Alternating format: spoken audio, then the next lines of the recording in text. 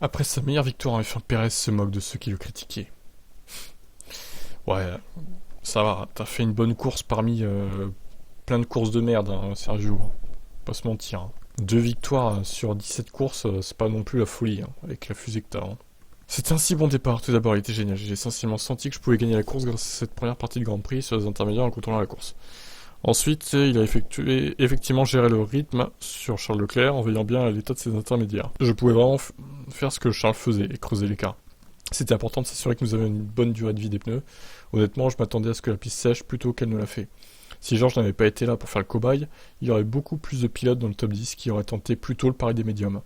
Mais en même temps, je veux dire, c'était une course si délicate, la clé était de contrôler le rythme sur les intermédiaires, avoir un bon rythme quand on en a besoin, et la deuxième était de survivre sur les slicks au début parce que nous avions des conditions extrêmement mauvaises.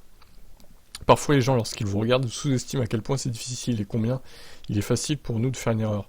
À quelques endroits, c'était vraiment humide, vraiment mouillé. C'était super, super délicat de ne pas faire d'erreur.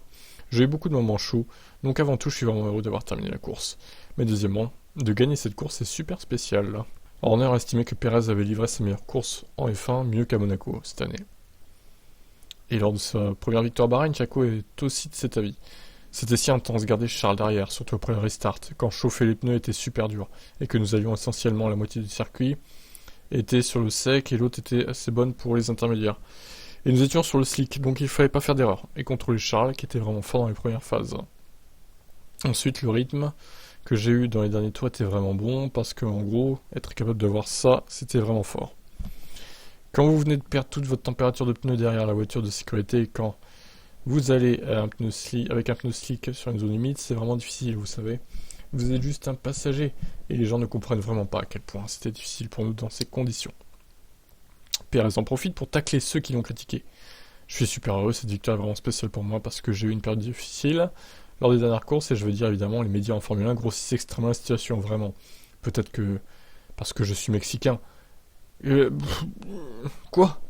Ah ouais, genre t'es mexicain donc les médias sont racistes. Oh là là, putain, le mec ça va loin là hein, quand même, hein. Et si je ne suis pas 2 courses de suite sur le podium, alors je fais la pire saison de tous les temps. Et peut-être qu'alors Red Bull devrait me laisser tomber, tout ce genre de choses. Et oui, c'est juste agréable d'obtenir cette victoire, ça me rappelle à personne à quel point je suis bon. Sous-entendu car tout le monde le sait déjà. C'est toujours bon d'être capable de faire ce genre de performance.